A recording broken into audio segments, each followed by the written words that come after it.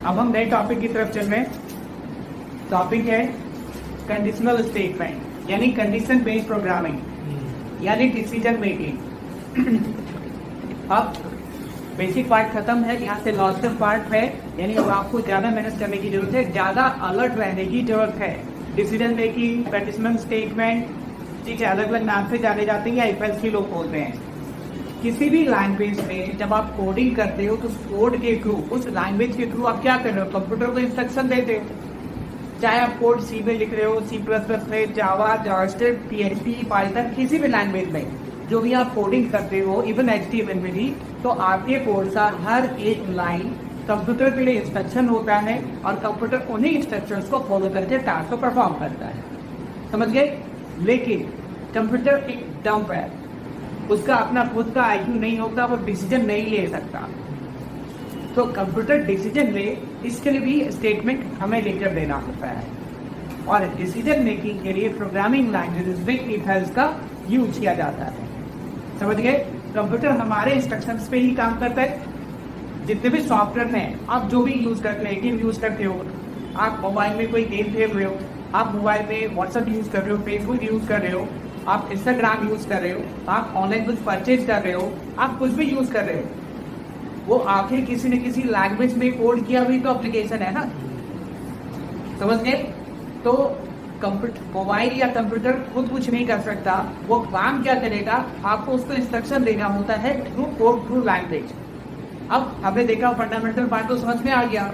अब डिसीजन कैसे ले यूजिंग जावास्क्रिप्ट, ठीक है। तो मैंने कहा जावास्क्रिप्ट में डिसीजन लेने के लिए, इवन सारे लैंग्वेज में डिसीजन मेकिंग के लिए इफ एल्स का यूज किया जाता है। इसका सिंटैक्स क्या होता है, ये काम कैसे करता है, तो इफ अकेला यूज कर सकते हैं, इसको मैं कंडीशनल स्टेटमेंट बोलता हूँ।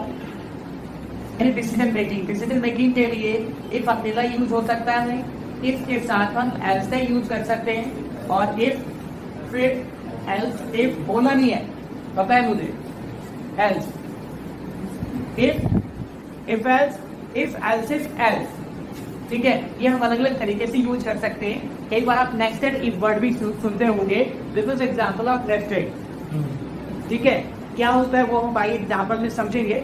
हम सबसे पहले इसके सिंटैक्स को समझते हैं, काम कैसे करता है। तो हम सिंटैक्स के एग्जांपल में इफ एल्स का लाइन लेते हैं। सिंटैक्स माने ग्रामर, लाइक जब आप ट्रांसलेशन बनाते हो तो कहते हैं ना subject plus verb plus ING, that is syntax. To translate into English, English में ट्रांसलेट करने के हिंदी टू इंग्लिश हम क्या बोलते हैं, सब्जेक्ट होगा फिर प्लस वर्ब होगा प्लस आईएनजी होगा। तो उसी तरीके से वो उसका सिंटैक्स है, उसका ग्रामर है। तो यहाँ इफ एल्स का ग्रामर क्या है, काम कैसे करता है। तो इफ में हम इधर कंडीशन देते हैं जो मुझे टेस्ट करना है, कंडीशन के बाद कर्ली ब्रैकेट्स, टास्क जो मुझे एग्जीक्यूट करना है, फिर एल्स, फिर टास्क की मुझे एग्जीक्यूट करना है। उसके बाद दूसरा तरीका भी है, मैंने लिखा क्या, कंडीशन टास्क टास्क। हम इस तरीके से भी यूज कर सकते हैं, हम इस तरीके से भी यूज कर सकते हैं। दोनों में डिफरेंस क्या है, आप देखो यहाँ पर multiple line as a task है। टास्क का मतलब आप कुछ प्रिंट करा रहे हो, आप कुछ इनपुट ले रहे हो, आप कुछ कैलकुलेशन कर रहे हो, that is task, that is statement, ठीक है। तो अगर मल्टीपल लाइन स्टेटमेंट है तो कर्ली ब्रैकेट देना जरूरी है कि कहाँ से स्टार्ट होके कहाँ एंड हो रहा है। और अगर सिंगल लाइन स्टेटमेंट है आपका, या एक ही लाइन एग्जीक्यूट कर रहे हो, तो आप बिना कर्ली ब्रैकेट का भी यूज कर सकते हो, ऑप्शनल है, आप दे भी सकते हो, छोड़ भी सकते हो। समझ गए मेरी बात? क्लियर है? अगर यहीं पर सपोज मैंने 2 लाइन लिख दिया तो एज ए एल सिर्फ एक ही लाइन काम करेगा, दूसरा काम नहीं करेगा, क्योंकि अगर कर्ली ब्रैकेट भी है तो सिर्फ एक ही लाइन इसका पार्ट माना जाता है। डन? तो यहाँ कंडीशन इफ में दिया है बट एल्स में नहीं दिया है। कंडीशन इफ में दिया है, एल्स में नहीं दिया ना, ठीक है। और इस कंडीशन को लॉजिकल एक्सप्रेशन भी बोलते हैं। लॉजिकल एक्सप्रेशन वो एक्सप्रेशन जिसका रिजल्ट ट्रू या फॉल्स होता है।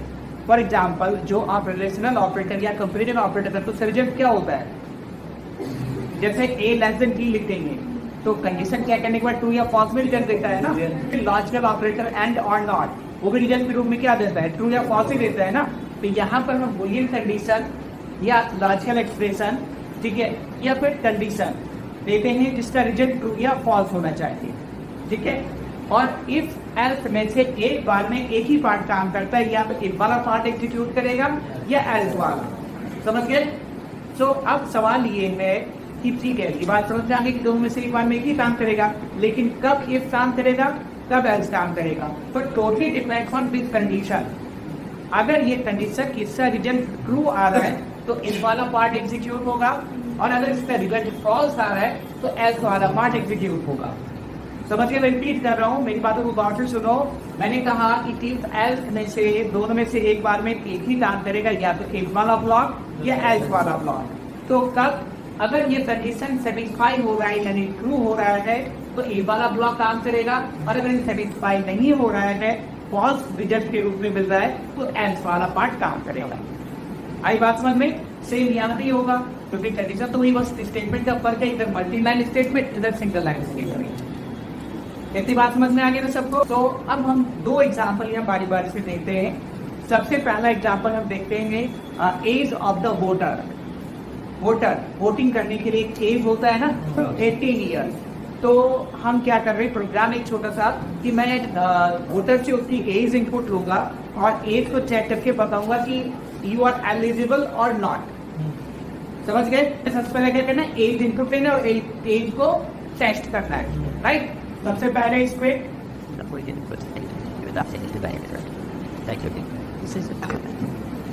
Late age equal to parse in from enter your age. तो मैंने एज इनपुट ले लिया। अब इस एज को मैं चेक कर रहा हूँ कि वोटिंग के लिए एलिजिबल है या नहीं है। तो हमें पता है अगर 18 या उससे अबव है तो एलिजिबल है, नहीं तो नहीं है। तो यहाँ पर कंडीशन हमें टेस्ट करना होगा। कंडीशन टेस्ट करने के लिए इफ से यूज करेंगे।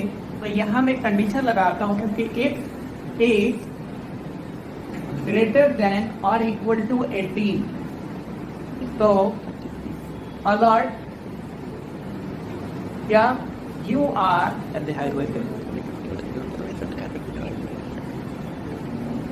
और अगर ऐसा नहीं है, मतलब अगर एज 18 या उससे अधिक नहीं है तो कंडीशन फॉल्स हुआ। फॉल्स हुआ तो यहाँ पर प्रिंट हो जाएगा alert you are not eligible, है ना?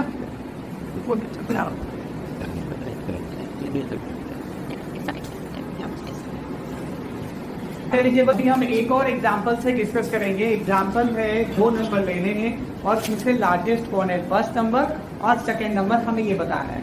हमें नहीं बताना, हमारा कोड बताएगा, ठीक है? फर्स्ट नंबर और second number, which one is the largest, ठीक है? तो सबसे पहले मैं यहाँ लेट ए आवाज इन from enter first number. You would not have measuring.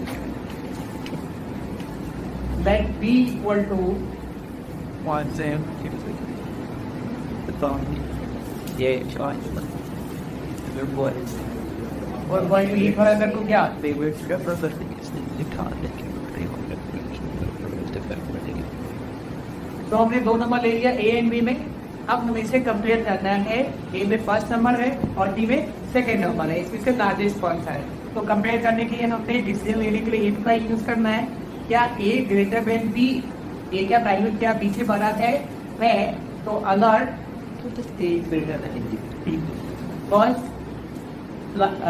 First is largest.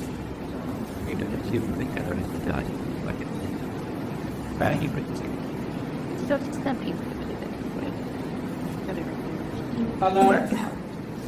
Setting is scholars. Second number is largest. Better than they do, but it's a ये programme आसान है, सबको समझ में आ गया होगा और सबने शायद पहले किया भी होगा। भाई ध्यान दे लो सभी। सपोज अभी प्रोग्राम मेरा रन कर रहा है, क्वेश्चन उधर प्रॉम्प्ट आया एंटर फर्स्ट नंबर, तो मैंने पहला नंबर 1 एंटर किया और दूसरा नंबर 2 एंटर किया। है ना, ठीक है। Second number is largest. अब फिर से रन किया और मैंने इसको ट्राई कर दिया, यानी पहला नंबर 12 और दूसरा नंबर 2 एंटर किया, तो क्या रिजल्ट आएगा? बस इज लार्जेस्ट, ठीक है। अभी मैं जिससे सवाल पूछूंगा वही आंसर देगा। अब फिर से मैंने रन कराया और पहला नंबर 12 और दूसरा मैंने 12 एंटर किया, ठीक है। अब इसका आंसर क्या आएगा? कंडीशन ट्रू तो एक का पार्ट, कंडीशन फॉल्स तो एस का पार्ट, ये सिखाया ना, ये सिखाया। क्या ए का वैल्यू बी से बड़ा है? नहीं है। मैंने बोला इफ को सिर्फ ट्रू या फॉल्स से मतलब है, तो ट्रू तो इफ का पार्ट, फॉल्स तो एस का पार्ट। हमने इक्वल टू लिखा नहीं लिखा उससे उसको कोई फर्क नहीं पड़ता, उसको ट्रू मिल रहा है कि नहीं, बस इसे मतलब है। तो ए का वैल्यू 12, बी का वैल्यू 12, क्या ए का वैल्यू 12 बी के वैल्यू 12 से बड़ा है? नहीं है ना, तो फिर कंडीशन क्या रिजल्ट आएगा? फॉल्स। तो यहाँ क्या मिला? फॉल्स। और कंडीशन फॉल्स हुआ तो एच वाला पार्ट फिर कर देगा सेकंड लार्जेस्ट। समझ गए? एरर होता तो पहले ही लिखा था हमने, कोई गलत सिंटेक्स तो नहीं लिखा ना, समझ गए? तो अभी रिजल्ट क्या आ गया? सेकंड लार्जेस्ट, ठीक है। तो एपेक्स ने अपना काम तो किया, लेकिन ये तो गलत आंसर है। ऐसे प्रॉब्लम को लॉजिकल एरर कहते हैं। प्रोग्रामर ने गलत लॉजिक लगाया, इसलिए गलत आंसर आ रहा है। मतलब प्रोग्रामर की क्वालिटी अच्छी नहीं है, समझ गए? तो अब वहां पर प्रोग्रामर आके जैसे अच्छे प्रोग्रामर बैठे हुए, उसने कहा नहीं ऐसे कैसे हो सकता है, मतलब यहाँ तीन बातें हुई, या तो फर्स्ट लार्जेस्ट होगा या सेकेंड लार्जेस्ट होगा या इक्वल होगा, राइट? तो अब हमें इसको उसके अकॉर्डिंग लिखना है। तो इस केस में हम इफ एल्स वाला तरीका यूज करेंगे, क्योंकि आपके पास अब तीन सिचुएशन है, समझ गए? तो यहाँ क्या करेंगे? एल्स स्पेस इफ, और अब कहा अगर ए लेस देन बी है तो प्रिंट कर दो सेकेंड नंबर इज लार्जेस्ट, समझ गए? अभी फिर से गौर से जो मैं बोल रहा हूँ ना, इस बात को गौर से सुन लो, काम आएगा। तो अब यहाँ इफ एल्स एल्स तीनों में एक बार में एक ही काम करेगा, ठीक। सबसे पहले इफ चेक करेगा, अगर ये कंडीशन ट्रू है तो ये वाला ब्लॉक एग्जीक्यूट हो जाएगा, और अगर ये फॉल्स हुआ तभी एल्स इफ पे आएगा, समझ गए? और अब ये कंडीशन अगर ट्रू हुआ तो ये वाला ब्लॉक एग्जीक्यूट होगा, और अगर ये फॉल्स हुआ तभी एल्स पे आएगा, समझ गए मेरी बात? ये ट्रूथ ये फॉल्स को इस पर टेस्ट करेगा, ये ट्रूथ ये, अगर ये फॉल्स तो इस पर टेस्ट करेगा। अब टेस्ट ही नहीं करेगा, फाइनली ये रिजल्ट देगा, समझ गए? क्लियर? लेकिन अब तो यहाँ तीन ही सिचुएशन है, 4, 5, 6 या और भी तो हो सकते हैं। तो उस केस में हम क्या करेंगे? तो उस केस में इफ एक ही होगा सबसे पहले, एल्स एक ही होगा सबसे लास्ट में, बीच में एल्स हम कई बार यूज कर सकते हैं। If else if else if else if else जितनी आपकी जरूरत हो, ठीक है। और जो कंडीशन टेस्ट करते हैं या तो इफ पे करेंगे या एल्सिफ पे करेंगे, एल्स में कोई कंडीशन टेस्ट नहीं करते, समझ गए? ये मेरी बातें दिमाग में सेट कर लेना, जितना भी हमने पढ़ा है